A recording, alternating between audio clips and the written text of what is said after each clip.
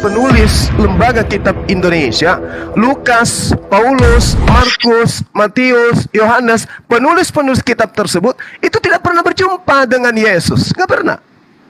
Saya boleh taruhan, siapapun di antara penulis kitab kanonik yang 4 itu plus Paulus, saya boleh taruhan 5 oknum ini tidak pernah bertemu dengan Yesus satu kali pun bertatap muka seperti proses talaki yang ada di dalam Al-Quranul Karim. Makanya kami mendudukkan kitab saudara tidak bisa duduk sebagai setara Al-Quran. Jangankan Al-Quran, duduk sebagai hadis sahih tidak bisa. Bahkan duduk sebagai hadis dhaif pun tak bisa. Dia cocoknya hadis maudhu, palsu. Kenapa? Ketika Lukas berbicara tentang Yesus, dari mana Lukas tahu? Informasi dari mana?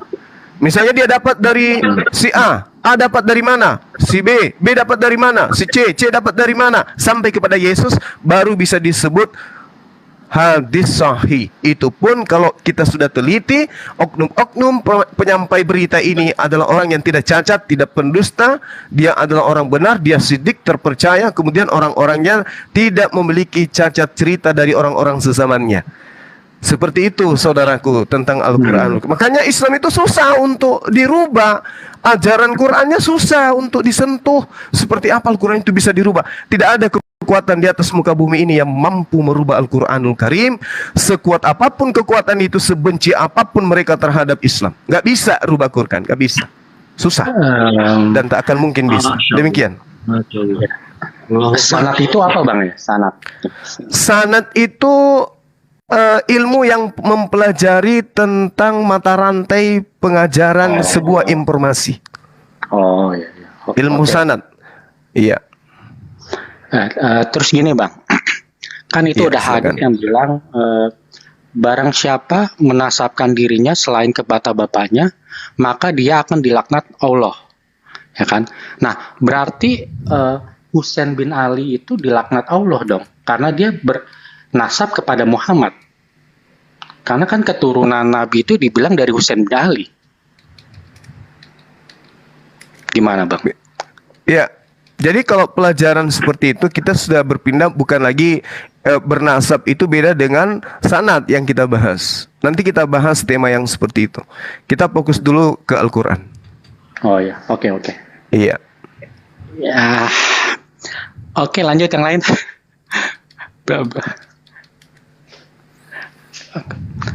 Aku belum tahu lagi nih mau nanya apa. Kalau yang Anda bacakan itu tadi maksudnya gini Bang. Kalau ada orang yang bersanad sedikit ya, bernasab mengaku selain dari bapak kandungnya, maka memang ada dalil yang mengatakan surga itu haram baginya. Maksudnya yang mengingkari. Tapi kalau dia ngaku Rasulullah itu adalah pamanku, Rasulullah itu adalah kakekku, tanpa mengingkari ayah kandungnya, nggak masalah. Gitu Bang. Ya itu yang dimaksud tadi situ.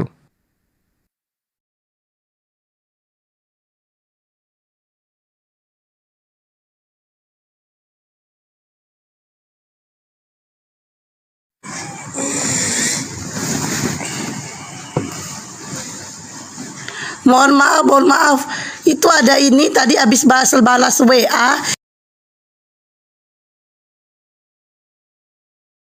yang mau mualaf. Mohon maaf Bang Juma, mohon maaf.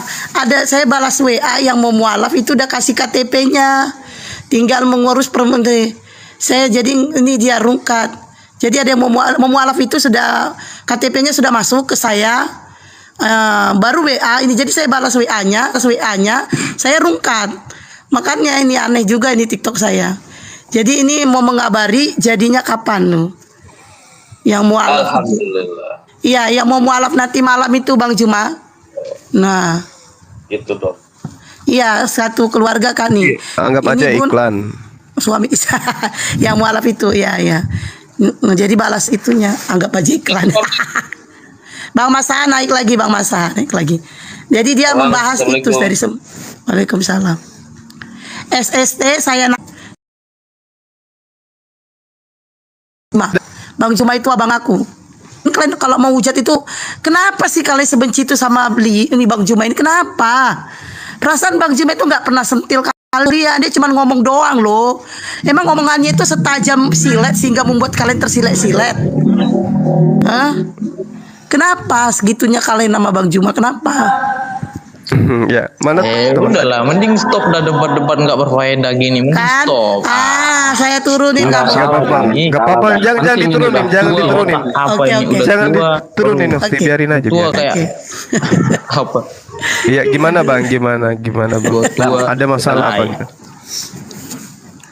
Ada apa Bang? Kalau yakin sama agamamu, nggak usah udah hujat-hujat juga agama lain gitu.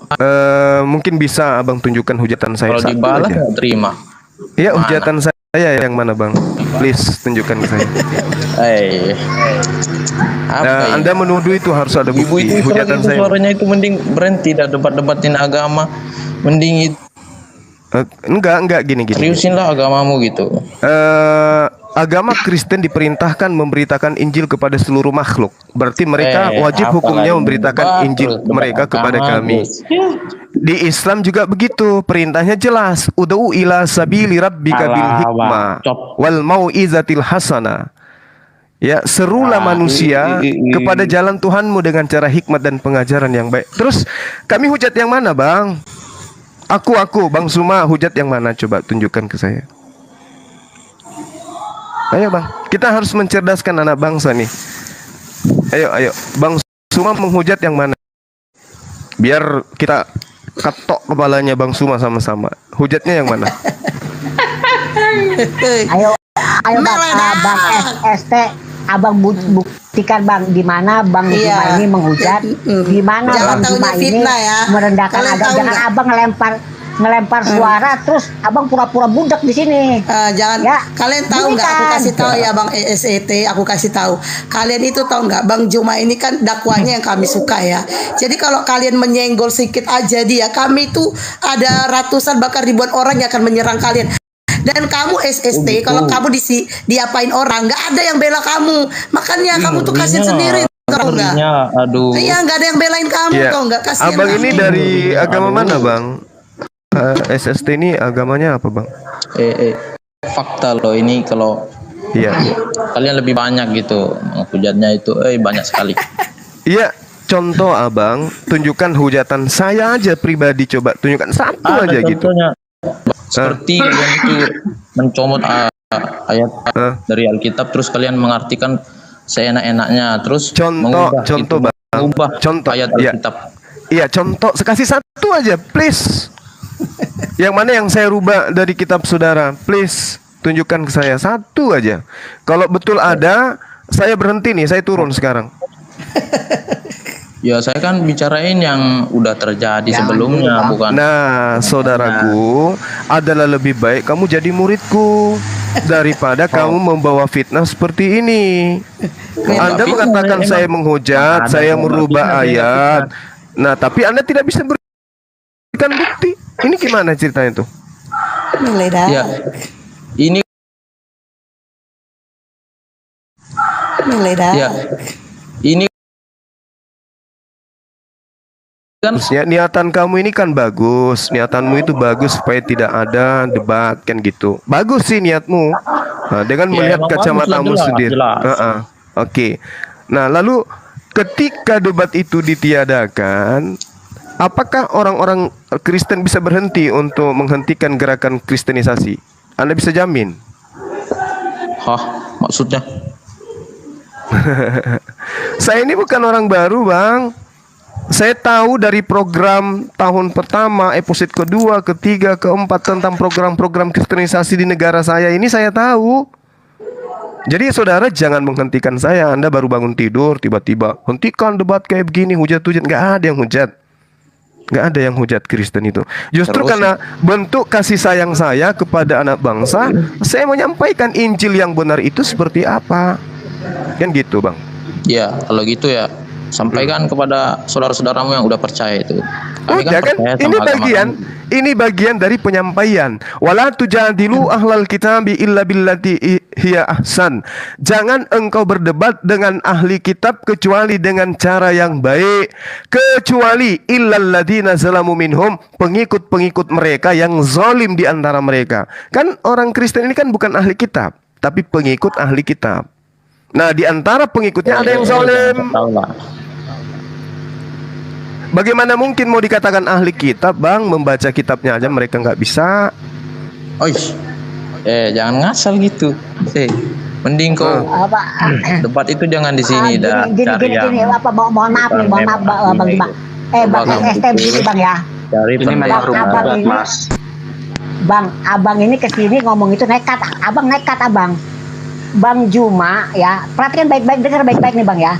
Bang Juma setiap siaran dimanapun ya, dia selalu menyiarkan secara live di YouTube-nya Bang. Kalau Bang Juma menghujat ya, kalau Bang Juma menghujat, kalau yang menghujat itu justru teman abang yang di sebelah itu. Teman Terus? abang sendiri iya. Terus Nggak anda kemarin dilevin. gimana anda itu ngomongin soal Gini. apa itu? Gini, sederhana aja Bang, sederhana aja gini. Sadar Satu diri. poin ya Bang ya, tenang, santai kita ya. Sekarang gini Bang, di dalam terjemahan lo ya, terjemahan Al-Quran tidak ada disebut Yahweh, tidak ada disebut kemudian Yesus. Tapi di dalam terjemahan kitab saudara Ya saya sih percaya kalau anda itu memuji Yesus ada disebut Allah punya anak Allah, anak Allah dan seterusnya. Ini sekarang kira-kira yang menghujat siapa Bang? Kenapa nggak dikatakan anak Yahweh? Kenapa harus anak Allah? Apa tujuannya mengambil nama Tuhannya Islam lalu dikatakan punya anak bertelur gitu di kitab saudara? ngasal Enggak, ini pertanyaan. mending kau debat dah sama pendeta aja dah, jangan sama saya dah. Ya justru itu, saya udah berpuluh tahun mengajak pendeta yang paling hebat dan menguasai Bible untuk Alah, kemudian jangan ngarang. berdialog dengan saya. Nah, udah Tapi jangan ngarang. siapa pendeta yang pernah saya tolak untuk berdebat? Siapa? Iya. Saya sih Justru nggak mereka tahu yang lari dari saya, Bang. Mereka lari dari saya.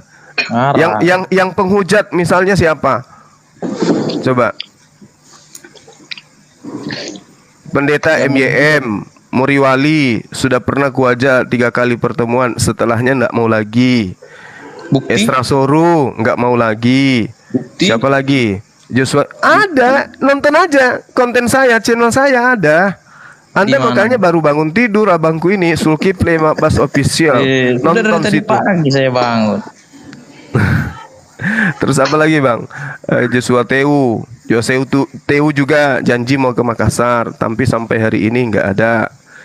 Debat di Komal-Komal dia selalu menghindar. Begitu saya hadir, oh maaf ya saya lagi ada undangan, maaf ya saya ada lagi di jalan. Nggak ada Bang, yang maju hadapi saya cuma para penghujat.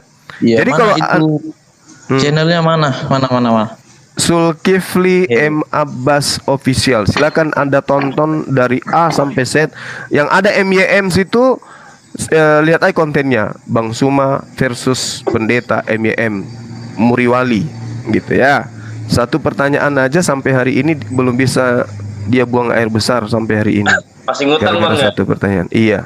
Saya tanya ke beliau, wahyu pertama yang diterima Yesus dalam kitab saudara yang mana? Sampai hari ini dia belum bisa tunjukkan. Bahkan sampai 1 hari sebelum kiamat mereka tidak akan bisa temukan data itu.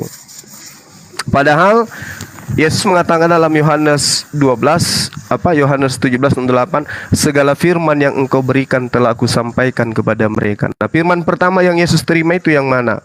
Yang kabur, kan gitu. Nggak kena peringatan bang, dia dari TikTok kena peringatan. Mungkin ada yang ngapain dia. Ya, jadi saudara SST, saksi-saksi, kalau SST kan saksi-saksi Yehova, ini saksi-saksi apa ini? Ya, saudara SST, mudah-mudahan dengan pertemuan kita ini besok Anda belajar Bible dengan baik. Setelah Anda pelajari Bible, mari kita dialog, kan gitu. Yang naik yang Kristen ya, si Otang, aku nggak takut naikin kau. Tapi kok pernah naik, tapi kok menghujat. Kamu menghujat. Itu SST bener bang, dia nekat bang, naik ke sini bener-bener modal nekat bang. Yang Orang masa Kristen, nggak tahu yang channel Kristen. YouTube-nya, nekat bener dia. Ya, semoga Aduh. hidayah menjamah beliau. Bang Masaha, apalagi mau ditanya sama Bang Juma. Mudah-mudahan dengan banyaknya pertanyaan dari Abang dan jawaban dari Bang Juma itu bisa memuaskan Abang, sehingga Abang bisa memutuskan masuk Islam. Iya. Islam hanya untuk orang yang berakal, abangku. Kalau Iya. iya, silakan. Bang Zuma ini warna Islamnya lebih ke kiri Nahdlatul Ulama atau kanan Muhammadiyah? Saya tidak fanatik terhadap satu golongan. Iya. Oh, Saya hanya menyebut diri saya sebagai ahli sunnah wal jamaah. oh, iya, iya. Ya, ya kan kalau kita bicara NU kan pasti top of mind kita kan Hasyim Asy'ari kan. Iya, iya. Saya di lingkungan yayasan, teman-teman saya itu ada dari NU, ada dari Muhammadiyah. Saya rangkul semua. Nggak ada yang fanatik golongan. Itu hanya organisasi Islam aja, Bang. Oh, iya, iya. Oke, oke. Apalagi ya? Ini ada teman kita dari Kristen, semangat siang menjelang subuh. Lama kali Bang, sore lah. Oh, sore. Pak Kristen ini pernah diskusi juga. Bang. Assalamualaikum. Waalaikum. Iya, silakan, Bang. Waalaikumsalam. Tapi dia ini loh Bang, cuma dia Kristen ini loh, puasa. Dia puasanya itu Masya Allah ya. Iya, karena Yesus memerintahkan puasa memang kepada pengikutnya. Matius 9 nomor 14-15. Silakan, Bang. Kita diskusi ringan aja dulu materi Ya, yang maaf, saya baru bangun. apa ya? Baru dengar hostnya. Ini memang diskusi ringan Bang Juma. Ini dari kemarin diskusi ringan. Yang merasa berat itu OT-nya sendiri Bang, bukan kita.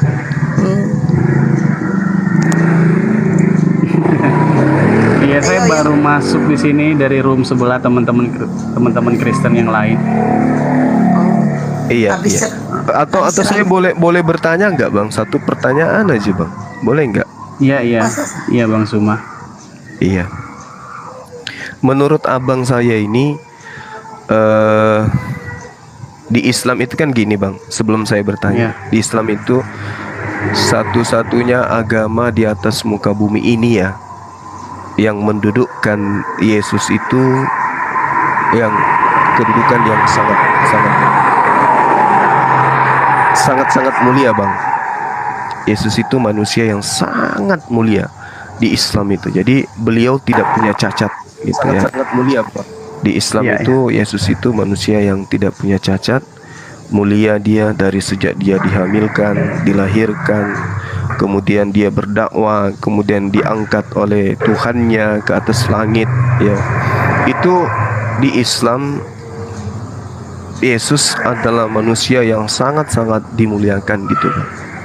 Nah, kedudukan Isa atau Yesus ya di dalam Al-Quran itu kan sangat jelas sekali. Beliau adalah manusia yang suci. Sedangkan Yahudi menolak itu, bahkan menganggapnya sebagai manusia yang lahir hasil zina dan anak dari salah satu tentara Romawi, Pantera, kan gitu. Nah, di Kristen sendiri Yesus itu adalah manusia yang mati terkutuk gitu. Nah, sekarang saya ingin tahu dari saudara saya ini, menurut saudara, ini kacamata netral ya, bukan Islam, bukan Kristen. Menurut saudara, Yesus ketika datang kepada Bani Israel, dia itu orang yang berserah diri kepada Tuhan, atau dia itu adalah orang yang kufur, ingkar terhadap Tuhan, atau dia ateis? Yang mana yang tiga ini? Dia seorang yang berserah diri kepada perintah-perintah Tuhannya, atau dia adalah orang yang membangkang kepada perintah Tuhannya, atau dia tidak bertuhan, ateis? Yang mana kira-kira di antara ketiga Yesus ini dia? Apakah dia seorang yang berserah diri kepada perintah, yang menolak perintah, atau dia justru tidak mau bertuhan? Silakan, Bang. Ini penting untuk kita berdua. Kita aja berdua, yang lain enggak usah. Silakan. Oke, makasih Bang Suma. Siap.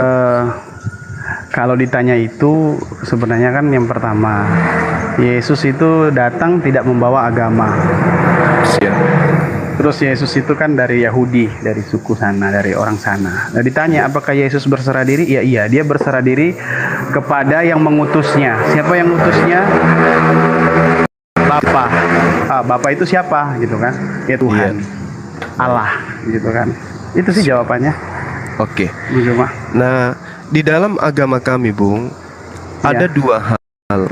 Yang pertama, orang yang berserah diri itu disebut Muslim. Orang yang ingkar terhadap perintah Tuhan disebut kafir. Mohon maaf, ini hanya kita berdua ya. Ya, nggak apa-apa, nggak Yang apa-apa. lain boleh tutup kuping. Nah, ketika saudara saya mengatakan Yesus itu sebagai Muslim, perintah Tuhannya jangan ada ilah lain di hadapanku.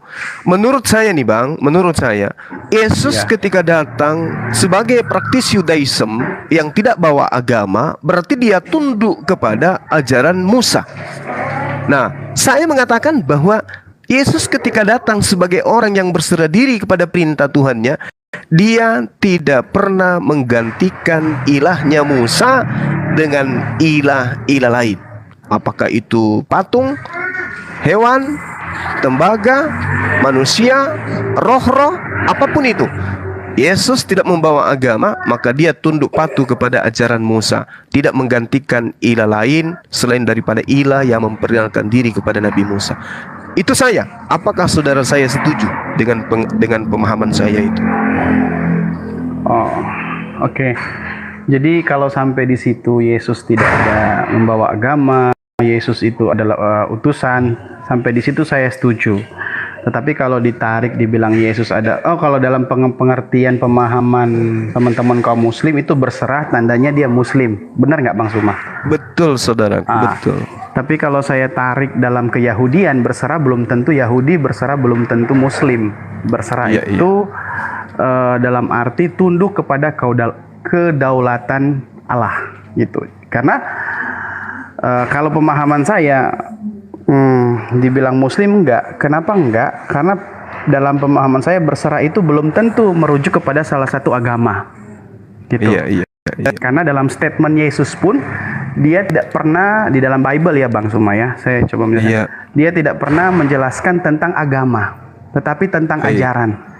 Baik. Gitu. Baik dari suku Yahudi maupun dari suku dari teman-teman kaum muslim, dia tidak pernah menyinggung soal agama, apalagi Kristen belum tapi dia membawa suatu ajaran ini yang dia sampaikan hanya datang dari Bapa, yaitu Tuhan. Gitu. Jadi berserahnya Yesus ini bukan muslim, tapi lebih ke melakukan kehendak dan kedaulatan Tuhan. Seperti itu. Baik. Terima kasih. Jadi pemahaman saya nih Bang, agama itu memiliki beberapa definisi. Apa agama itu?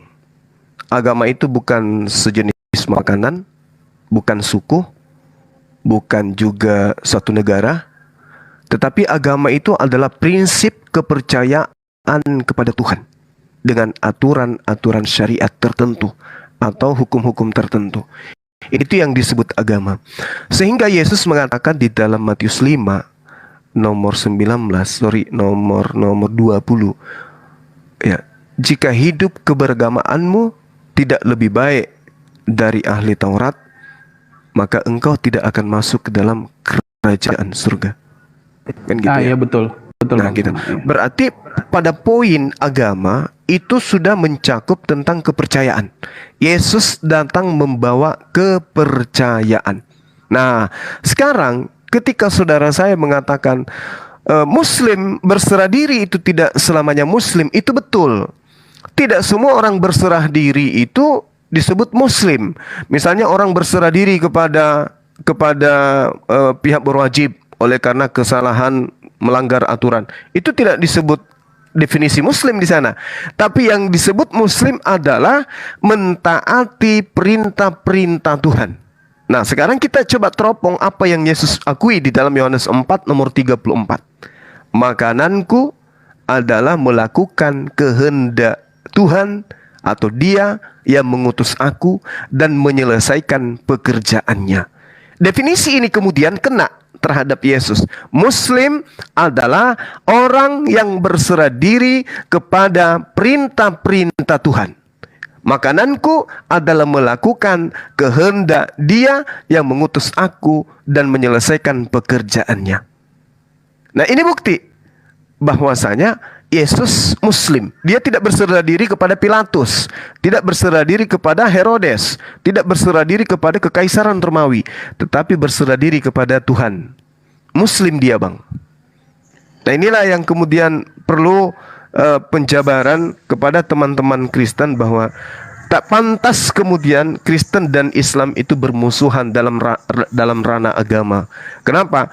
Di Islam dengan di Kristen itu sama-sama mengangkat satu tokoh meski dengan perspektif pemahaman yang berbeda, pandangan yang berbeda. Yesus bagi Kristen adalah Tuhan yang datang dalam rupa manusia. Yesus bagi Islam adalah Nabi Isa alaihissalam yang datang kepada Bani Israel sebagai manusia yang mencontohkan diri berserah diri kepada Tuhan. Dalilnya ada, Bang. Yohanes 4:34. Jadi Bang Suma tidak mengada-ngada.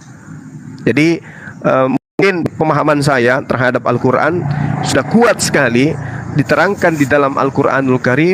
Dalam surah As-Sukruf misalnya, bahwa Nabi Isa alaihissalam itu datang kepada Bani Israel untuk mengajarkan kepada mereka taat kepada Allah. Saya bacakan dalilnya supaya kita semua tidak mengatakan saya mengada-ngada. Bismillahirrahmanirrahim.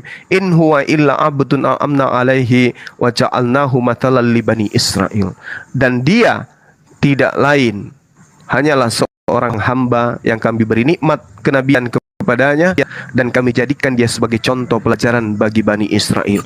Data ini kemudian sebagai apologet saya temukan di dalam Kisah Para Rasul 2 nomor 22. Jadi Islam dan Kristen itu dekat. Hanya prinsip keyakinan yang membuat Kristen Islam ini berjauhan. Kenapa? Islam mengangkat satu tokoh yang datang kepada Bani Israel lahir tanpa ayah sebagai nabi dan rasul suci. Kristen demikian juga adanya, tapi Yahudi di mana mereka diutus, di mana para nabi diutus justru menolak oknum tersebut. Sekira gitu sementara, Bang. Silakan. Mohon maaf saya potong. Bang Juma yang mau mualaf mau minta telepon, tapi saya lagi live, HP saya satu. Saya suruh dia masuk ke live ini, katanya oke. Itu Abang Kores gak bisa dipanggil ya atau apa? Takutnya dia mau mualafnya sekarang, gak tahu juga. Cuma dia mau ngomong gitu. Oh iya, nggak apa-apa. Kalau ada yang mau masuk, saya turun, nggak apa-apa. Enggak, Pak Christian, nggak apa-apa. Ini aja yang turun, si Imrus ini sama sini. Pengejar kebenaran, ayo silakan ngomong. Nanti biar Mama turunin. Ngomong sama Bang Cuma. Assalamualaikum warahmatullahi wabarakatuh. Waalaikumsalam warahmatullahi wabarakatuh. Gurunda Juma, kan saya mualaf kan, saya mau masukkan dari Gurunda gitu. Iya. Jadi murid. Masa jadi murid. Iya, Bang Suma, panggil aja Bang Suma biar lebih akrab kita. Ada permasalahan apa, saudaraku? Tapi tunggu dulu.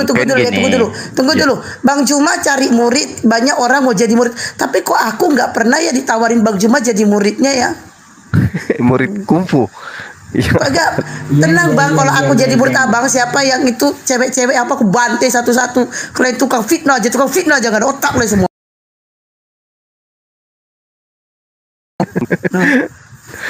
Kan gini, saya dari umur 17 itu udah ke Malaysia gitu kan, mengasingkan diri gitu kan, karena di sana tidak aman juga gitu. Dan data-data saya di Indonesia semua, jadi apa setelah saya pulang nanti bisa saya urus itu, data-datanya bisa saya ubah gitu. Bisa, yang penting ada sertifikat mualaf. Ya, Bang saya tahu mau. nggak kisah dia Bang Juma? Jadi dia itu kan mualaf. Nah, Iya.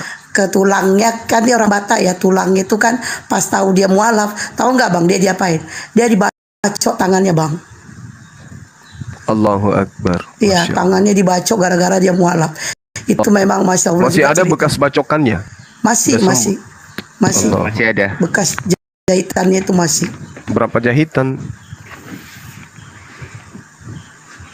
Ada berapa jahitan? Satu. Banyak. Obed Setengah berapa jahitan. jahitan? Setengah jahitan. Obed Bentar. Dihitung dulu jahitannya. nih Obed masih muda orangnya bang, masih anak-anakan. Tuh perjalanan mualaf itu nggak segampang yang kalian Masya bayangin Allah. ya. Saya Saudara aja Kristen. mualaf sampai sekarang berdebat sama orang tua itu masih, tau gak? Iya. Saya. Coba lihat bekas ininya, Dek. Bekas jahitannya.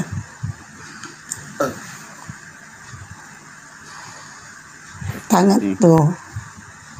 Wah, keren. Sampai patah tulang. Iya. Astagfirullah. Allahu Akbar. Sebentar, itu berarti orang tuanya itu nggak ngelakuin apa yang dikerjakan, apa yang selama ini. Tulang. Ini tidak dari orang tua. Kalau orang tua sendiri ya kan anak tunggal.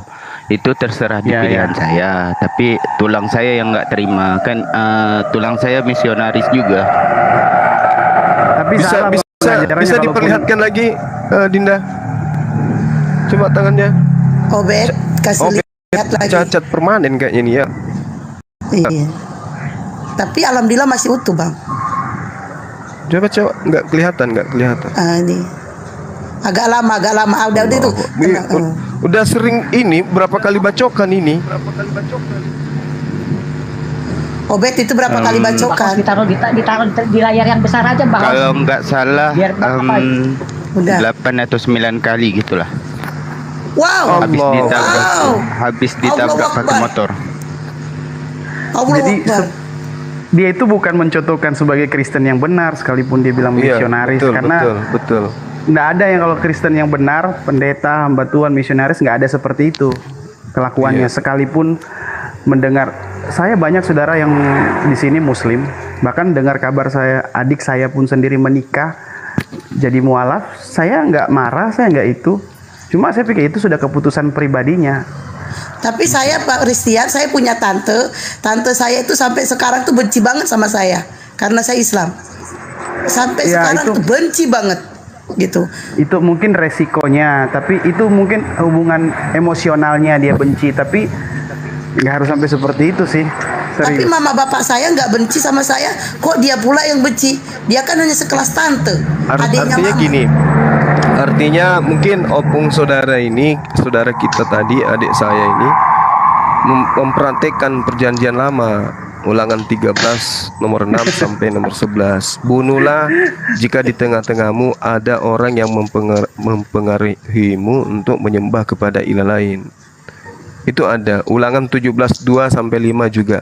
Apabila di tengahmu di salah satu tempatmu yang diberikan kepadamu oleh Tuhan ada terdapat seorang laki-laki atau perempuan yang melakukan apa yang jahat di mata Tuhan dengan melangkahi perjanjiannya dan pergi beribadah kepada Allah lain dan sujud menyembah kepadanya atau kepada matahari dan segala tentara langit yang kularang itu, dan apabila hal itu diberitahukan dan terdengar kepadamu, maka engkau harus memeriksa baik-baik.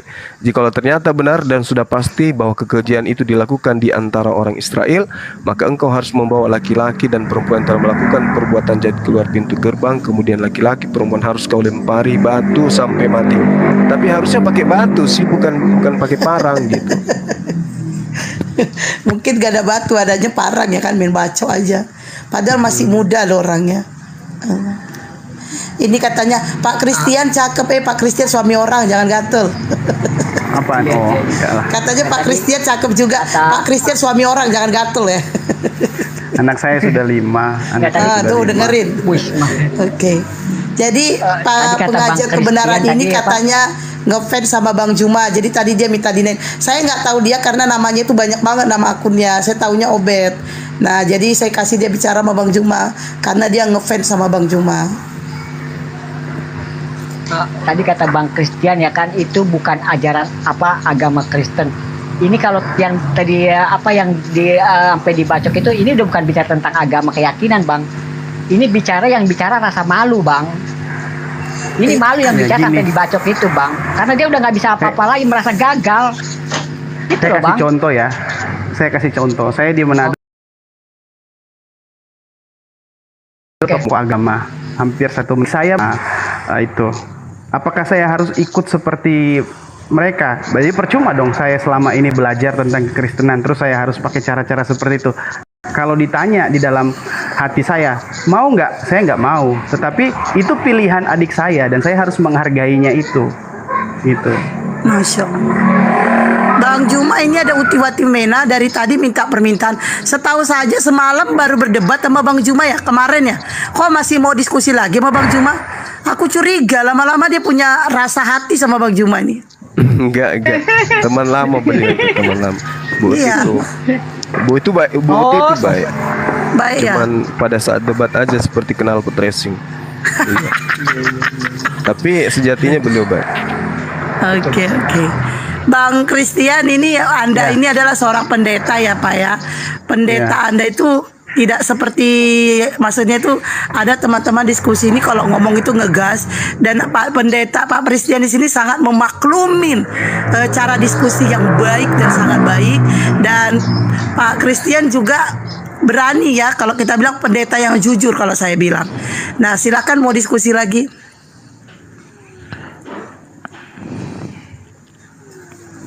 Ya, tadi itu kita lanjutkan dialognya mungkin terkait apa yang saya uraikan, bahwa memang Yesus itu kalau kita lihat dari kacamata penyampaian Bible Yohanes 4:34 ya, beliau berserah diri, artinya dia seorang muslim.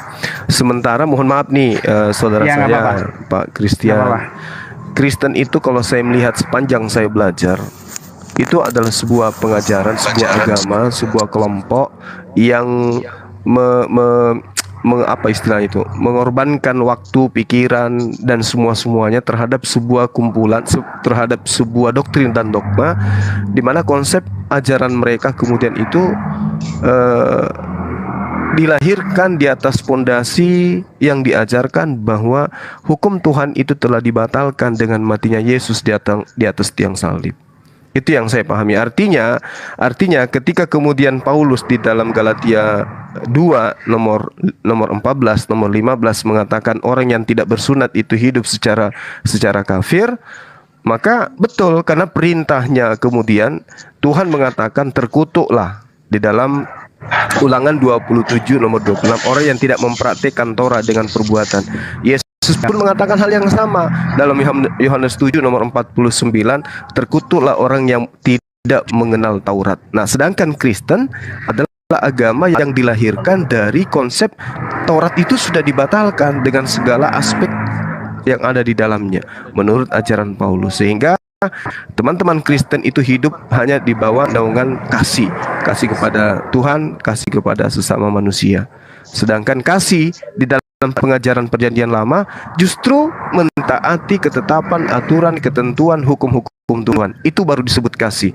Kalau dia tidak kasih, maka dia terkutuk sesuai dengan Ulangan 26, 27, 6 dan juga Yohanes 7 nomor 49.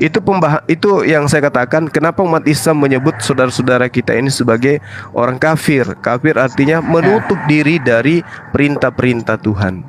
Seperti itu, Bang. Ya, jadi saya mengerti dengan penjelasannya Bang Juma. Siap. Mungkin kasih dalam hukum Taurat kan melakukan konsepnya tuh melakukan apa yang sudah ditetapkan kan, dan itu disebut kasih. Tapi masuk dalam kekristenan, saya jelaskan dalam kekristenan, dalam pemahaman kita ya, kekristenan dalam perjanjian baru, konsep kasih itu bukan hanya sebatas melakukan itu, tetapi konsep kasih itu adalah masuk dalam pengorbanan di situ. Kalau melakukan pengorbanannya nggak terlalu kentara, tapi kalau konsep kasih yang masuk dalam ajaran kekristenan itu lebih melengkapi. Kenapa? Karena kasih identik dengan pengorbanan. Kalau kasih ada pengorbanan, itu jelas kasih. Tapi kalau hanya berbuat baik belum tentu pengorbanan. Kenapa saya bilang belum tentu pengorbanan? Saya kasih contoh. Waktu saya lagi belum menikah gitu kan, saya masih dekat sama istri saya. Saya mengasihi istri saya.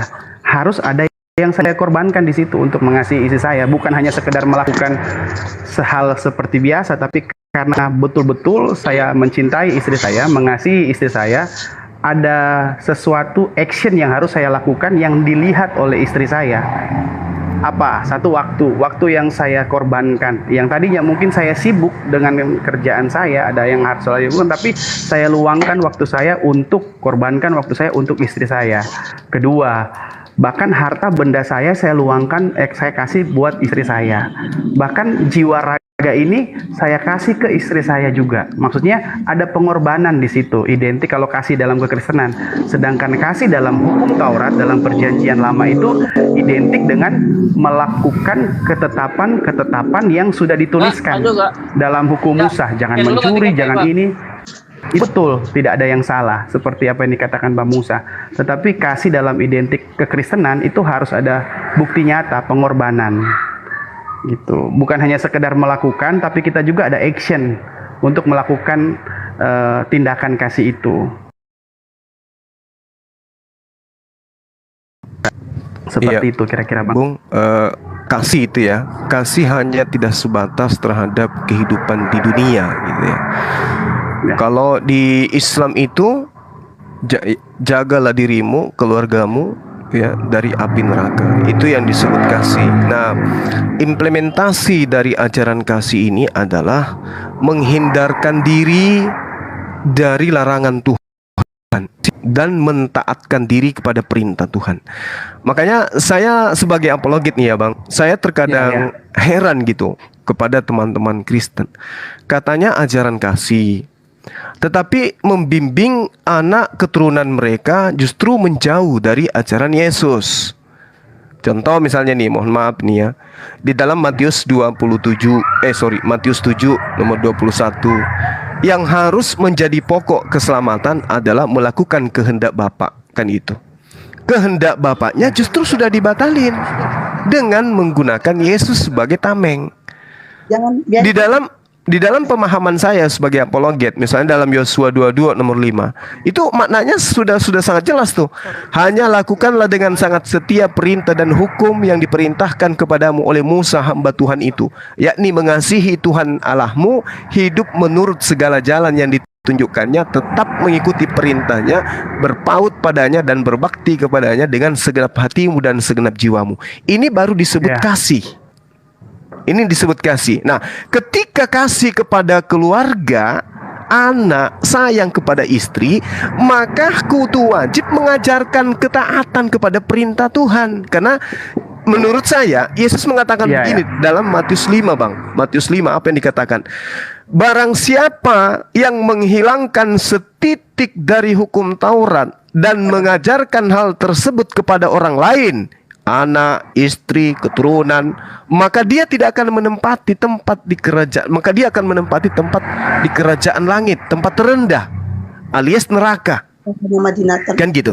Nah, jadi kalau kasih kepada orang, kasih kepada keluarga, kasih kepada anak, maka sejatinya mempraktikkan mereka untuk melakukan perintah-perintah Tuhan. Gitu Bang. Makanya di Islam itu diterangkan dalam Al-Quran, Jannatu adnin yadkhulunaha wa man salaha min abaihim wa azwajihim wa zurriyatihim. Dan surga-surga Aden, mereka masuk ke dalamnya bersama dengan orang-orang yang saleh, ya, dari nenek moyangnya, pasangan-pasangannya, dan anak-anaknya serta cucu-cucunya. Dari umat Islam itu ketika dia masuk ke surga bersama dengan anak, istri, kakek, buyut, mereka berkumpul kembali sama seperti kehidupan di dunia. Sedangkan sampai hari ini saya belum menemukan data di dalam Bible, perjanjian lama, perjanjian baru, mereka nanti kelak di surga masih berkumpul dengan keluarganya. Itu nggak pernah saya temukan bahwa di surga nanti berkumpul kayak gitu. Seperti itu. Silakan. Memang kalau dalam kekristenan, kalau di surga itu keselamatan kita kan masing-masing. Jadi ketika kita masuk di surga, kita berkenan, itu keselamatannya pribadi-pribadi. Apakah di surga kita masih bisa berkeluarga? Dalam pemahaman kekristenan, di surga itu sudah bukan soal keluarga atau enggak gitu. Jadi di surga itu soal kita, tempatnya itu kita hanya aktivitas yang kita lakukan itu apa? Ya, menyembah Tuhan di surga. Pekerjaan kita apa? Aktivitas kita apa? Menyembah Tuhan. Sudah bukan berbicara konteks yang ada di dunia. Ada keluarganya, enggak. Gitu Bang Cuma. Makanya berbeda. Jadi kalau umpama satu keluarga ada berapa orang, apakah satu keluarga ini bisa masuk surga secara bersama-sama? Dalam kekristenan itu pribadi, keselamatan itu pribadi. Karena di dalam kekristenan konsep surga itu tidak ada keluarga gitu. Iya. Jadi gini Bang, saya bukannya mau sok tahu ya. Tapi kan saya meskipun bukan pendeta, saya juga belajar gitu ya. Di dalam kitab saudara sendiri diterangkan di dalam Matius 19 nomor 29. Bukan setiap dan setiap orang yang karena namaku meninggalkan rumahnya, saudara laki-lakinya, saudara perempuannya, bapak, ibu, istri, anak-anak dan ladangnya, mereka akan menerima kembali 100 kali lipat dan akan memperoleh hidup yang kekal. Artinya kalau saudara saya ini seorang pendeta mengatakan tidak ada lagi kekeluargaan, jadi buat apa kemudian kita di dunia ini bersusah-susah menyayangi anak istri kita, ternyata di surga nanti tidak ada kekeluargaan? Oke, saya jawab. Itu bukan surga menurut saya Bang. Karena kebahagiaan hakiki itu adalah bersama dengan keluarga, intim dengan mereka. Kalau di Islam itu sangat jelas Bang. Yang tadi surah Ar-Ra'd ayat 23. Kami umat Islam itu kembali bersama istri, anak-anak, keturunan kami nanti di sana, di tempat kebahagiaan, di mana kebahagiaan di sana itu tidak bisa diukir dengan pikiran, dengan penglihatan dan perasaan. Kami bersama dengan keluarga yang kami cintai. Ternyata di agama Anda tidak, hanya menyembah. Padahal tempat penyembahan itu di dunia. Surga itu tempat menerima upah dari pekerjaan kita ketika kita di dunia. Ini saya agak rancu Bang, silakan. Ya, jadi gini, saya menjelaskan dalam pemahaman kekristenan saya, Bang Sumaya. Ya, silakan. Pun demikian dari sisi Islamnya. Kenapa kebahagiaan itu, kalau dalam kekeluargaan itu hakikinya kita itu bukan bersama dengan keluarga, tapi kebahagiaan kita itu kekristenan ketika kita bersama dengan Tuhan. Itulah kebahagiaan kita. Kalau keluarga ini cuma yang dipercayakan Tuhan selama kita masih hidup di dunia ini, kita dipercayakan sesuatu sama Tuhan, baik apa harta, benda, bahkan keluarga kita itu kepercayaan kita, dipercayakan oleh Tuhan. Dan terus sebagai tanda ucapan syukur kita, kalau kita kan kekristenan begini, kalau yang sudah menerima Yesus itu sebagai Tuhan, dalam konteks garis besarnya sudah diselamatkan, gitu kan? Jadi sebagai tanda kita sudah diselamatkan, kita harus mengucap syukur dengan apa? Dengan berbuat baik, baik itu kepada sesama kita dan kepada keluarga kita sendiri. Nah, kalau dalam kekristenan kita tidak bisa berbuat baik, tandanya kita dikatakan orang yang tidak mengucap syukur gitu. Sudah diselamatkan tapi tidak tahu berbuat baik gitu. Apakah akan selamat? Menjadi pertanyaan. Oh, berarti bukannya sekali Yesus tetap Yesus, ibaratnya kalau sudah Kristen pasti selamat. Saya bilang dalam konteks ini belum. Kalau dia tidak melakukan ucapan syukur kepada Tuhan. Apa ucapan syukur Kristen? Melakukan kehendak Tuhan, yaitu melakukan kebaikan kepada sesama kita sebagai tanda kita sudah diselamatkan. Kalau sudah diselamatkan, perbuatan yang baik patut dipertanyakan apakah dia sudah benar-benar mengimani bahwa dia sudah diselamatkan atau belum. Makanya di ruang sebelah saya menjelaskan kepada teman-teman apologet tadi, saya bilang kalau kita cara berapologet kita suka menghina, suka ketika kita sudah tidak tahu jawaban, bahkan kita balik menyerang, bahkan sampai singgung-singgung keimanan teman-teman kita, saya rasa tingkah kita itu belum sampai kepada ucapan syukur gitu loh. Karena sudah tidak melakukan hal yang baik gitu. Sia-sialah keselamatan ini yang diberikan dari Tuhan kepada kita kalau kita tidak berbuat baik. Gitu Bang Sumajid. Jadi garis besarnya begini. Jadi kekristenan itu berbuat baik bukan karena ingin dapat pahala, enggak. Kekristenan berbuat baik tapi sebagai tanda kita sudah diselamatkan. Jadi kita harus berbuat baik sebagai tanda ucapan syukur. Ibaratnya gini, tahu diri lah sudah ditolong, masa enggak mau nolong orang. Kira seperti itu. Iya, oke, baik Bang. Baik, kalau saya melihat Bang ya, di dalam ajaran agama Islam itu kan sudah sangat jelas sekali dikatakan bahwasanya kehidupan manusia kelak itu ditentukan oleh perbuatannya di dunia. Jadi kalau dilihat Allah, Tuhan kami, Allah Subhanahu wa taala yang Maha Suci lagi Maha Tinggi, hanya ingin menyelamatkan, maka umat Islam mengatakan meskipun perbuatan baik di atas muka bumi ini lebih besar dari bumi, Semisal ada seorang Islam sholatnya tidak ada kesempatan untuk mengerjakan yang lain selain sholat aja terus, puasa aja terus, maka amalannya itu pun tidak sanggup kemudian membuatnya masuk ke dalam surga. Tetapi yang membuatnya masuk ke dalam surga adalah ridhonya Allah. Kenapa Allah ridho kepada hambanya? Karena hambanya taat kepada perintahnya. Itulah yang saya katakan tadi, muslim, berserah diri kepada Tuhan. Tapi kalau dikatakan amal yang membuat orang masuk surga, itu nggak mungkin. Karena berapa sih amal ini dibandingkan dengan nikmat yang Tuhan berikan kepada kita? Tetapi karena perintahnya, kamu sholat, kamu puasa, kamu zakat, kamu berbuat baik, lantas kami lakukan itu, melahirkan kecintaan Allah kepada kami. Ketaatan yang membuat kami murka, ya, membuat kami jauh dari murka. Makanya mohon maaf, di dalam kitab saudara diterangkan, enyahlah daripadaku engkau semua pembuat kejahatan. Kenapa mereka disebut pembuat kejahatan? Karena tidak melakukan kehendak Bapa yang ada di surga, yang ada di langit. Ini poin. Berarti kalau demikian, yang bisa diselamatkan hanya muslim yang berserah diri, yang mengikuti kehendak Bapa. Nah, saudara saya mengatakan kami itu beribadah untuk mengucapkan syukur karena kami sudah diselamatkan. Padahal Bung, jaminan keselamatan itu tidak didapatkan oleh orang-orang yang tidak percaya kepada Yesus, tapi percaya kepada pemberitaan oknum yang datang setelahnya. Dalam arti kata gini, kalau kita melihat dalam 1 Yohanes 3 nomor 2, di situ sangat jelas dikatakan, saudara-saudaraku yang kekasih, sekarang kita adalah anak-anak Tuhan, tetapi belum nyata apa keadaan kita nanti. Ini belum nyata ini. Belum tahu seperti apa. Bahkan Yesus mengatakan, aku tidak berhak siapa yang duduk di sebelah kananku, siapa yang duduk di sebelah kiriku. Yesus tidak berhak. Bahkan kalau lebih ekstrim lagi, saya minta kepada saudara saya, Pak Pendeta, coba tunjukkan jaminan keselamatan Yesus kepada Kristen yang menyuhankan dirinya. Saudara saya ini tidak akan pernah mungkin mampu menunjukkan itu. Nggak ada. Saya sudah puluhan tahun belajar Bible. Tidak ada data jaminan keselamatan Yesus kepada Kristen yang menuhankan dirinya. Yang ada justru pengusiran.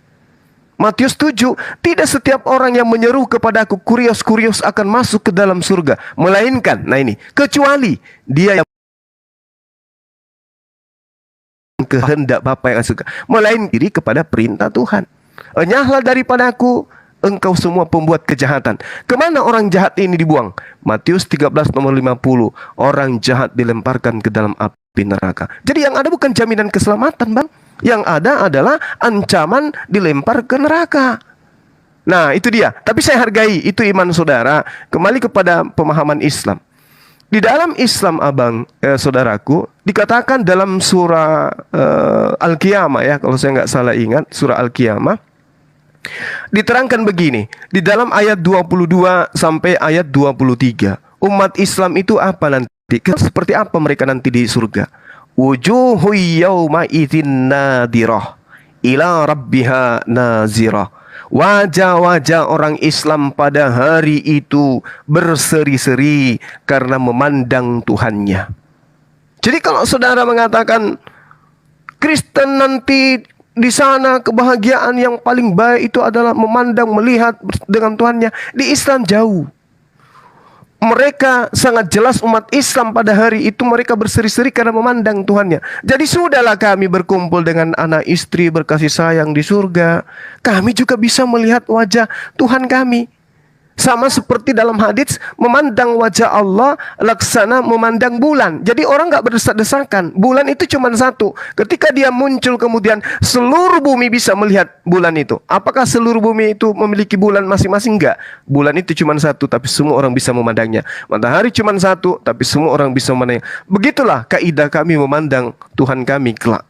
Jadi ada anak, ada istri di atas muka bumi ini. Coba kita lihat dalam kehidupan kita sehari-hari. Begitu kita dapat rezeki, kita ajak anak-anak kita kemudian bersyukur kepada Tuhan, padahal kita tidak melihat Tuhan. Di surga Udah dikasih kebahagiaan, berkumpul dengan keluarga, dapat pula melihat Tuhannya. Masya Allah, itulah kebahagiaan yang sempurna. Inilah kategori surga, tempat kebahagiaan, tempat kenikmatan. Tapi kalau masuk ke surga hanya beribadah, tidak ada lagi anak, tidak ada lagi ibu, nggak ada lagi bapak, dan seterusnya, saya rasa itu bukan surga. Itu tempat penyiksaan. Kita masuk penjara di dunia ini, ingat kepada anak, ingat kepada istri aja menderitanya minta ampun. Itu kalau di penjara 1 tahun, 2 tahun, 30 tahun, seumur hidup, penderitaannya sangat luar biasa. Enggak ketemu dengan anak istri. Bagaimana nanti di kemudian hari, di kehidupan kekal, tidak bertemu dengan anak-anak kita yang kita besarkan dengan susah payah, yang kita cintai, di mana siang hari kita berkhutbah untuk mereka, setiap hari kemudian kita mencari nafkah, bercucuran keringat untuk mereka. Ternyata di tempat kebahagiaan kita nggak ada lagi keluarga. Itu bukan surga. Sekali lagi saya katakan, itu tempat penyiksaan dan lainnya hanya disebut neraka. Demikian saudaraku, ini perspektif saya sebagai muslim. Mohon maaf, saya berbicara sebagai muslim. Saya tidak sedang mengolok-olok, tapi hanya perbandingan agama. Silakan. Ya, memang saya mengerti itu yang menjadi perbedaan kita dalam konteks kalau surga ya. Memang kenapa saya bilang bukan berarti istri saya tidak selamat atau bagaimana, tapi dalam konteks kekristenan tadi saya bilang bahwa keselamatan ini pribadi. Ya, saya bersyukur kalau memang istri saya itu masuk surga. Tetapi kalaupun atau anak-anak saya itu bisa masuk surga, saya bersyukur. Tetapi ketika pun nanti di surga itu sudah bukan soal berbicara tentang keluarga. Dalam konteks kekristenan sudah bukan tentang berbicara tentang keluarga kalau surga, tetapi tentang kebahagiaan kita itu tentang berjumpa dengan Tuhan. Karena selama kita masih ada di bumi, yang menjadi satu penantian kita bersama-sama dengan Tuhan. Endingnya harus di situ, gitu kan? Bukan bersama-sama dengan keluarga. Bersyukur kalau keluarga ini bisa bersama-sama berjumpa dengan Tuhan. Tetapi dalam surga itu sudah tidak ada hubungan lagi dengan hal-hal keduniawian. Contoh, konsep keluarga di sekarang itu kan adalah lembaga. Kalau saya bisa pakai kata, lembaga yang pertama yang diciptakan Tuhan itu adalah kekeluargaan. Dan kekeluargaan ini konteksnya hanya ada di bumi, bukan di surga. Karena kenapa? Karena surga itu tempat yang maha kudus gitu loh. Hanya orang-orang yang diperkenankan masuk ke sana yang bisa untuk berjumpa dengan Tuhan. Nah, sedangkan ada dalam konsep kekristenan keluarga yang tidak kudus gitu loh. Makanya kenapa harus keselamatan secara pribadi. Bukan berarti keluarganya nggak selamat, nggak. Tapi keselamatan secara pribadi. Dan ketika kita diangkat masuk ke surga, sudah bukan berbicara tentang keluarga lagi, tapi berbicara tentang bagaimana penantian kita selama ini untuk berjumpa dengan Tuhan itu terpenuhi sampai di surga. Karena dalam surga itu, dalam pemahaman kekristenan, surga sudah bukan berbicara dengan berbicara keluarga lagi, tetapi berbicara dengan hubungan intim kita dengan Tuhan. Saya bisa pakai bahasa begini. Di surga itu kita sudah tidak ada rasa-rasa seperti rasa-rasa waktu ada di bumi. Oh, ingin jumpa dengan keluarga, ingin jumpa dengan istri. Nah, rasa seperti itu sudah tidak ada, hilang gitu. Rasa di surga yang dalam konteks pemahaman kekristenan adalah rasa cinta kita kepada Tuhan. Akhirnya kita bisa bertahan kita. Rasa lapar tidak ada, rasa nafsu atau apa. Sehingga tidak penting lagi yang namanya keluarga gitu. Yang penting kita bertemu dengan Tuhan. Itu sih. Bukan berarti saya bilang keluarga tidak penting, tapi keselamatan dalam kekristenan itu pribadi. Gitu. Makanya kenapa adik saya ketika dia memeluk agama muslim, saya tidak marah gitu. Karena saya sudah tahu konteksnya. Walaupun di hati saya bilang, aduh agak sedikit menyesal, tapi saya nggak apa-apa. Itu keputusan Anda. Karena kembali lagi keselamatan itu dalam kekristenan itu pribadi, bukan keluarga. Itu yang membedakannya, Bang Zuma. Iya, baik. Jadi gini, pada prinsipnya Islam Kristen itu sama tentang surga dalam arti kata siapa yang akan mengisi surga itu. Betul. Yang mengisi surga itu adalah orang-orang bersih, orang-orang yang suci, orang-orang kudus. Bersih di sini harus kembali kepada definisi perintah. Jadi orang yang bersih adalah orang yang mentaati perintah Tuhan dan menjauhi larangan Tuhan. Bukan dalam arti kata bersih jasadnya nggak ada, cuman roh. Bersih di sini adalah orang yang ketika mendapatkan dirinya jatuh ke dalam dosa, bertaubat. Dosa dalam arti kata melanggar perintah Tuhan. Jadi bagaimana mungkin kemudian bisa dikatakan bersih kalau perintah Tuhannya sudah nggak ada? Apa kategori bersih itu? Kalau di dalam agama langit, agama Yahudi, agama Islam, jelas kategori bersih itu adalah mereka yang menjaga jasmaninya, mereka yang menjaga rohaninya. Rohaninya tunduk patuh khusyuk menyembah kepada Tuhannya, jasmaninya tunduk kepada perintah yang ada di dalam firman Tuhan. Jangan engkau makan ini, jangan dimakan. Kalau dimakan terkutuk. Nah, ini ajaran para nabi. Izinkan saya kemudian menelaah tentang Al-Quran dan juga hadis Rasulullah. Orang-orang yang masuk ke dalam surga itu adalah orang yang menjaga lisannya, menjaga tangannya, menjaga kakinya, menjaga dirinya dari menyakiti dan juga mengambil hak orang lain. Itu orang yang suci, menjaga diri. Jadi jasadnya yang dijaga dan kemudian dipraktekkan jasad ini dengan perbuatan. Nah, ini yang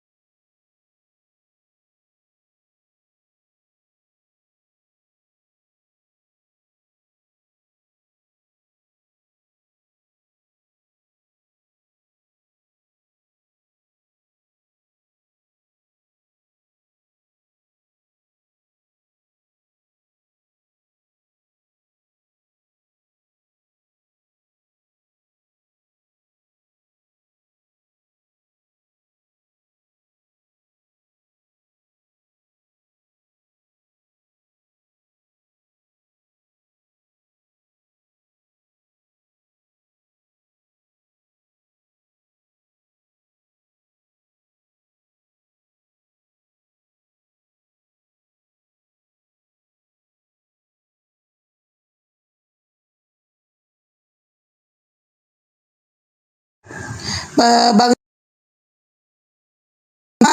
itu YouTube-nya nge-lag Bang.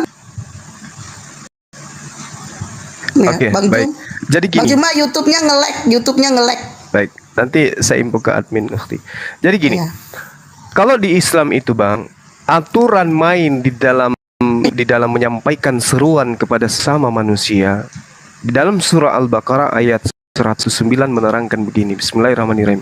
Wadda katsirum min ahlil kitabi law yaruddunakum min ba'di imanikum kuffara ahasadan min indi anfusihim min ba'di ma tabayyana lahumul haqq fa'fu wasfahu hatta ya'tiyallah bi amrih innallaha ala kulli syai'in. Banyak di antara ahli kitab kamu setelah kamu beriman menjadi kufur kembali karena rasa dengki dalam diri mereka setelah kebenaran jelas bagi mereka. Maka apa perintah Al-Quran? Fa'fu, maafkanlah mereka dan berlapang dadalah untuk itu sampai Allah memberikan perintahnya. Sungguh Allah maha kuasa atas segala sesuatu. Nah, Allah kemudian memerintahkan kami umat Islam ketika ada orang yang mau olok-olok Islam. Apa perintah Allah? Maafkan mereka, lapangkan dada, bersabar terhadap mereka sampai ada perintah berikutnya. Lantas kemudian perintah berikutnya adalah ud'u ila sabili rabbika bil hikmah wal mau'izah hasana wajadilhum billati hiya ahsan. Serulah manusia kepada jalan Tuhanmu dengan hikmah dan pengajaran yang baik, dan berdebatlah dengan mereka dengan cara yang baik. Sesungguhnya Tuhanmu dialah yang lebih mengetahui siapa yang sesat dan mengetahui siapa yang mendapat petunjuk. Lalu kemudian Al-Quran, perintah Tuhannya kemudian diwahyukan lagi kembali, wala tujadilu ahlal kitab illa billati hiya ahsan. Dan janganlah kamu berdebat dengan ahli kitab melainkan dengan cara yang baik, illalladzina zalamu minhum, kecuali dengan orang-orang yang zalim di antara mereka. Jadi perintahnya itu menyampaikan dengan cara ihsan, dengan cara yang baik, lalu kemudian jangan berdebat dengan mereka kecuali dengan cara yang baik, kecuali illal ladzina zalamu minhum, terhadap orang-orang yang zalim di antara mereka, maka kamu harus tegas untuk menyampaikan kebenaran itu. Nah, inilah yang saya praktekkan, Bang. Kalau misalnya ada teman-teman Kristen yang menghujat Islam, menghujat Al-Quran, di situ saya pasang badan. Untuk apa? Untuk supaya menghentikan hujatan. Tapi kalau saya bertemu dengan saudara saya Kristen yang santun seperti abangku ini, seperti adik saya ini, maka disitulah saya akan memperlihatkan akhlak Al-Quran sesuai dengan perintah Quran, karena itu adalah amanat dari Allah. Wala tujadilu ahlal kitabi illa billati hiya ahsan. Jangan kau berdebat dengan mereka kecuali dengan cara-cara yang baik. Ini kaidah dalam Islam. Jadi cara berdialog pun diatur dalam Islam. Nah, yang sangat disayangkan kemudian ketika kesempurnaan perintah Tuhan yang datang kepada Nabi Musa itu dibatalkan dengan mengatasnamakan Yesus, Nabi Isa mati disalib demi untuk membebaskan teman-teman Kristen. Galatia 5 nomor 1. Dengan matinya Yesus di atas tiang salib, kita telah dibebaskan dari aturan-aturan dan dimerdekakan dari kuk penghambaan. Nah, inilah yang kemudian saudara saya muncul sebagai tokoh agama yang mengajarkan ajaran kasih. Itu bagus, ajaran kasihnya bagus, santun, sopan, mengajarkan ramah tamah dan seterusnya. Tapi sangat disayangkan, kata Yesus, percuma mereka yang menghormat kepada aku, sedangkan yang mereka lakukan adalah perintah manusia.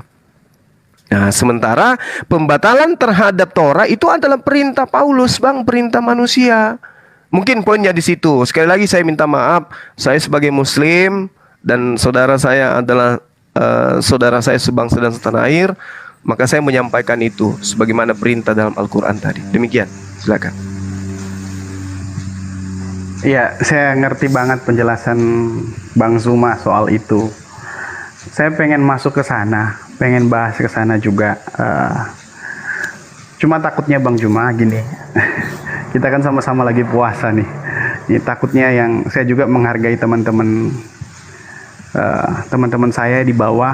baik ada yang Kristen, ada yang Muslim, kita yang berdebatnya, berdiskusinya secara bagus, nanti yang di bawah melihat kita nggak bagus. Karena saya sempat itu udah banyak DM yang masuk ke saya, gitu kan, DM masuk yang ke saya yang intinya mereka nggak suka kalau cara-cara saya yang saya lakukan itu dalam berdiskusi terlalu lembek lah, terlalu itulah, gitu kan, gitu. Tapi sebenarnya yang dijelaskan Bang Zuma itu saya sudah ngerti. Poinnya saya ambil, saya singgung sedikit aja, gitu loh. Kalau untuk membatalkan Taurat, kita nggak membatalkan, kita juga masih melakukan itu. Tapi dalam kekristenan tidak hidup di dalam tekanan hukum Taurat, tapi tekanan hukum kasih. Kalau dibatalkan dalam hukum Taurat itu jangan membunuh, jangan berzina, hormatilah ayah dan ibumu, itu termasuk hukum Taurat dan kita tetap masih melakukan itu. Tetapi tekanan kita dalam kekristenan tidak di bawah tekanan hukum Taurat, di bawah tekanan hukum kasih yang Yesus ajarkan. Kira-kira itu garis besarnya, Bang Zuma. Baik, saudaraku. Jadi gini, saya sangat menghargai ya, karena teman-teman kita dari Kristen itu kenalnya Bang Zuma itu orangnya keras gitu ya kan. Tiba saudara saya ini datang dengan santun, berdialog dengan Bang Zuma. Jadi menurut saudara-saudara itu nggak selevel, harusnya yang keras juga gitu. Padahal saya di setiap dialog saya itu saya mengikuti irama lawan dialog saya. Saya tidak pernah keras terhadap orang yang memang nggak keras terhadap ajaran Islam. Kalau orangnya baik, saya punya kakak angkat, perasaan saya ke dia itu lebih dari saudara kandung. Beliau masuk rumah sakit aja, belum ada pengunjung dari keluarga intinya yang menangis-nangis, menciumi dia, memeluk dia, menciumi dia, dari ujung ke pipinya semua kuciumi. Itu kakak saya, Kristen, laki-laki. Baru-baru masuk rumah sakit saya datang dengan tangisan. Kenapa? Saya cinta kepada mereka. Tapi terkait dengan orang-orang yang menghujat sama anak bangsa beda agama, ya itu saya keras memang. Jadi kalau misalnya saudara saya banyak di DM itu wajar lah. Karena mereka kenal Bang Zuma itu orangnya keras. Dan bahkan tidak jarang dari mereka mengatakan saya penghujat. Jadi gini Bang, di Islam itu ya, di Islam itu sangat jelas kemudian kaidah-kaidah syariat dan hukum-hukum. Maafkan saya kalau saya kemudian mengatakan di dalam Al-Quran gini. Mungkin saudara saya ini berkata, kenapa Al-Quran itu selalu, Bang Zuma selalu membahas Al-Quran, lantas kemudian lari ke Bible. Karena gini Bang, Al-Quran saya membahas Bible saudara. Ya. Iya, itu yang perlu saudara pahami. Layaknya Bible saudara membahas kitabnya orang Yahudi kan gitu ya.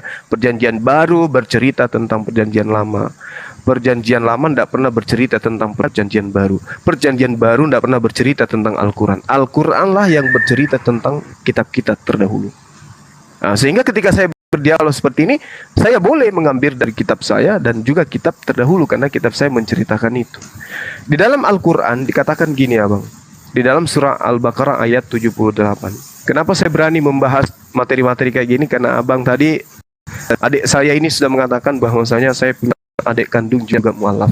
Al-Quran menerangkan begini, wa minhum ummiyuna la ya'lamunal kitaba illa amani wa inhum illa yazunnun. Dan di antara mereka ada yang buta huruf, tidak memahami kitab kecuali hanya berangan-angan dan mereka hanya menduga-duga. Saudaraku, saya mohon maaf yang sebesar-besarnya.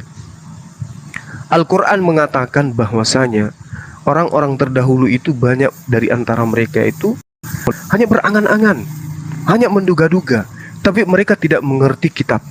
Contoh misalnya, tadi saudara saya mengatakan di kehidupan berikutnya orang-orang Kristen itu tidak mengenal lagi sistem kekeluargaan.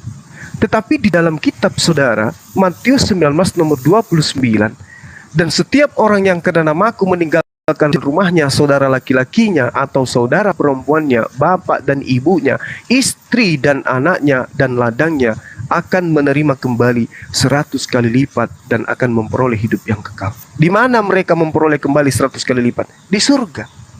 Berarti kehidupan kekerabatan di dalam kitab saudara itu ada. Ini saya sedang membela ajaran Anda ini. Jadi kalau Anda mengatakan bahwasanya di surga kami tidak ada lagi kekerabatan, tidak ada lagi keluarga, itu keliru. Itu keliru. Kalau saya memandang dari perspektif pengajaran Yesus. Menurut Yesus pengikutnya. Jadi bukan pentuhannya. Kalau Anda sebagai pentuhan mungkin tidak ada lagi kekerabatan. Tapi pengikut-pengikutnya Yesus dijanjikan 100 kali lipat keluarganya itu kembali. Artinya kasih sayangnya yang akan kembali berlipat-lipat ganda nanti kekeluargaan. Pengikutnya tapinya bukan pentuhannya. Nah inilah yang Al-Quran katakan kepada kami umat Islam. Wa minhum ummiyuna la ya'lamunal kitaba illa amaniya wa inhum illa yazunnun. Di antara mereka ada yang buta huruf, tidak mengerti kitabnya, kecuali hanya berangan-angan dan mereka hanya menduga-duga. Nah, yang ada sekarang, Anda sebagai tokoh justru tidak ngerti kitab saudara. Berarti 1400 tahun silam kedudukan Al-Quran itu tidak pernah salah dan tidak pernah keliru menerangkan sesuatu.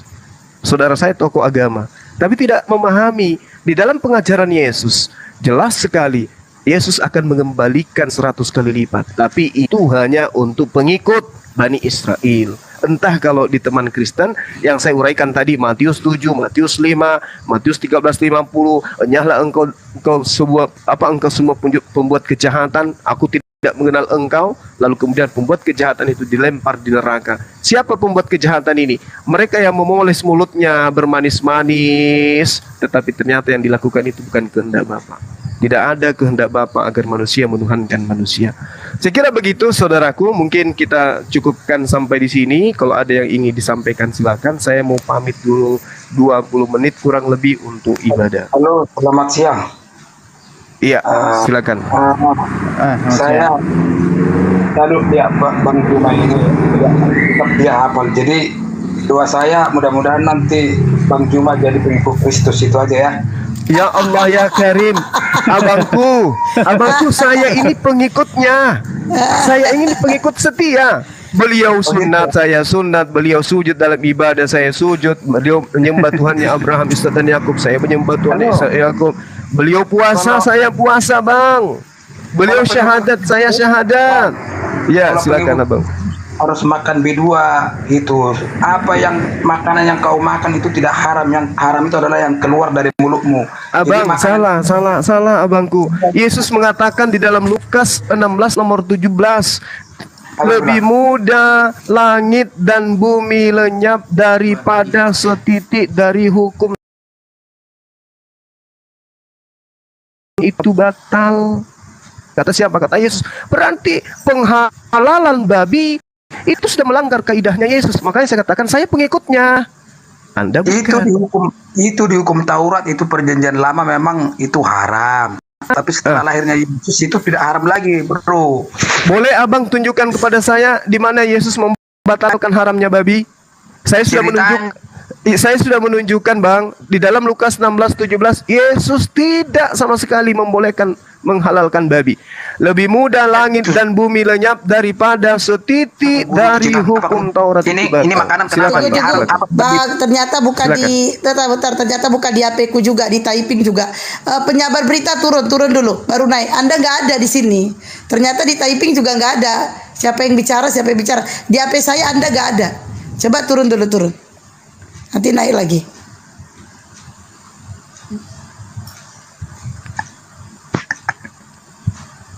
Ya, makanya Yesus mengatakan orang banyak ini yang tidak mengenal hukum Taurat, terkutuklah dia. Jadi kalau abang saya tadi itu mengatakan babi itu sudah halal, Anda terkutuk menurut Yesus karena Anda tidak mengenal hukum Taurat. Imamat 11 nomor 7, jangan engkau makan babi karena itu haram bagimu. Anda tidak kenal itu, terkutuk Anda. Yohanes 7 nomor 49. Lama, bro. Pak penjabar berita, tolong turun dulu, baru nanti naik lagi. Turun. Anda nggak ada di room, turun. Iya bang ya. Jadi saya katakan kalau dikatakan pengikut itu karena di dalam Yohanes 10 nomor 27 Yesus mengatakan begini, aku mengenal pengikutku, mereka mendengarkan aku dan mengikuti aku. Mendengarkan. Yesus yang didengarkan nih. Bukan Paulus yang didengarkan, tapi Yesus. Aku mengenal pengikutku, mereka mendengarkan aku. Nah, bukan mendengarkan Paulus. Gitu bang, Yohanes 10 nomor 27. sayang waktu kita dikasih Tuhan umur sampai berpuluh-puluh tahun, dikasih rezeki, buat wajah yang ganteng, keluarga yang baik-baik, sehat-sehat, tapi mati masuk neraka percuma. Mending dalam kehidupan ini kita dudukan perkara yang sebenarnya. Satu-satunya agama yang memuliakan Yesus hanya Islam. Gitu Bang. Tadi siapa yang bicara ya? Saya nggak tahu tadi. Penyebar berita gitu. Iya, memang dikiranya Pak Christian yang bicara, bukan. Penyebar berita, memang dia gak ada di layar.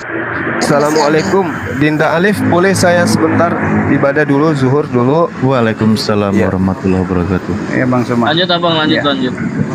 Bang, mohon doanya ya biar aku bisa umroh ya Bang. Amin, amin, amin ya rabbal alamin. Saya ibadah kurang lebih 15 menit, habis itu kesini lagi. Apa?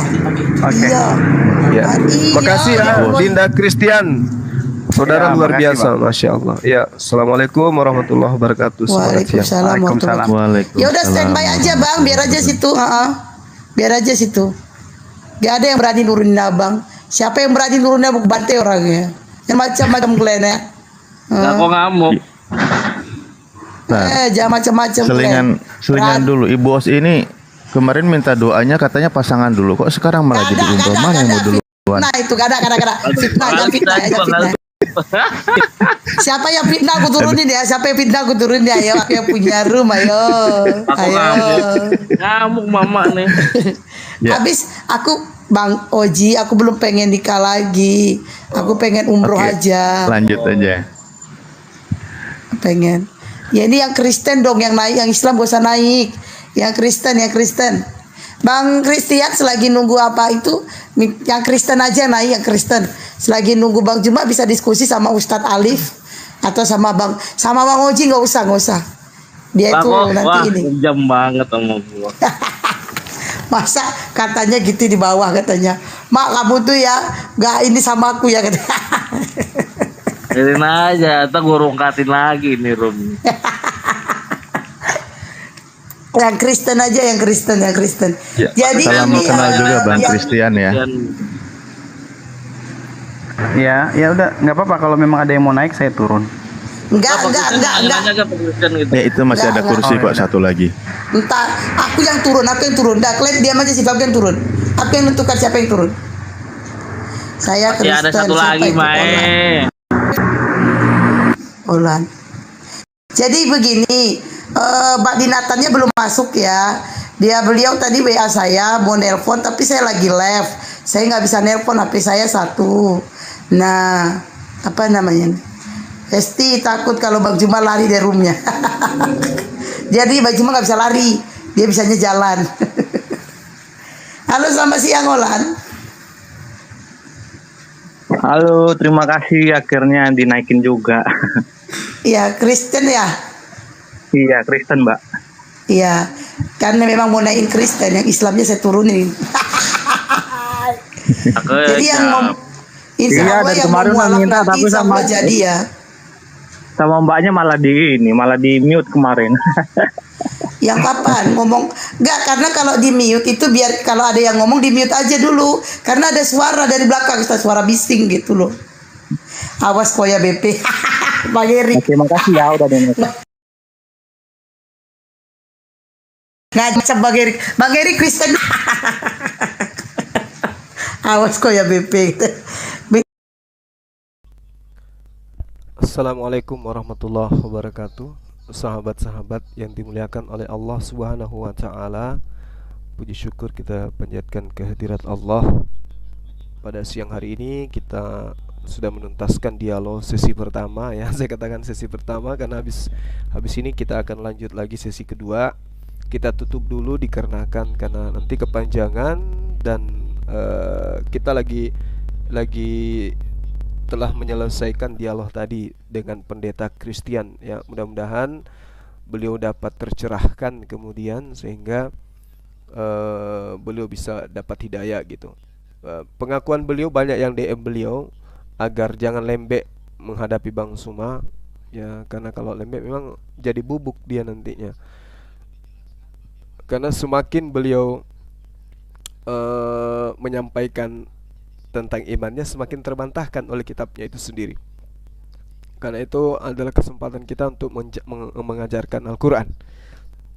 Makanya saya selahi dengan ayat-ayat suci Al-Quran gitu ya. Karena tadi beliau mengaku adiknya ada yang mu'alaf. Ini kesempatan untuk menyampaikan Islam dengan cara seperti ini gitu. Ya mudah-mudahan mendapatkan hidayah. Kan gitu ya. Suara saya kedengaran kan? Cek. Sahabat-sahabat. Oke. Saya kira gitu ya teman-teman, terkait dengan pembangunan masjid. Saya sudah meng-up kondisi terakhir di tanggal 29 kemarin hari Rabu. Keadaan masjid kita seperti apa sekarang, lagi pemasangan apa tuh, pemasangan AC ya, pendingin ruangan. Dan kemarin itu ada masalah sedikit ya. Salah satu dari pengurus masjid kita itu kesetrum listrik. Jadi sempat dibawa ke rumah sakit semalam dikarenakan kepala sakit, jantungnya juga berasa ngilu gitu, tangan dan kakinya juga kram. Tapi tadi subuh saya monitor sudah agak mendingan teman-teman. Nah inilah pengorbanan.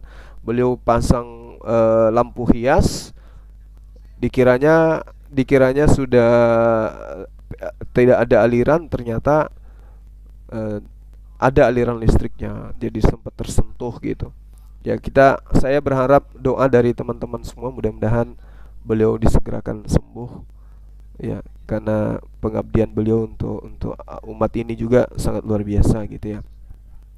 Nah terkait dengan masjid kita, silakan saudara-saudara nonton di video sebelum ini ya. Ada tadi pagi kita ada meng-up kondisi masjid.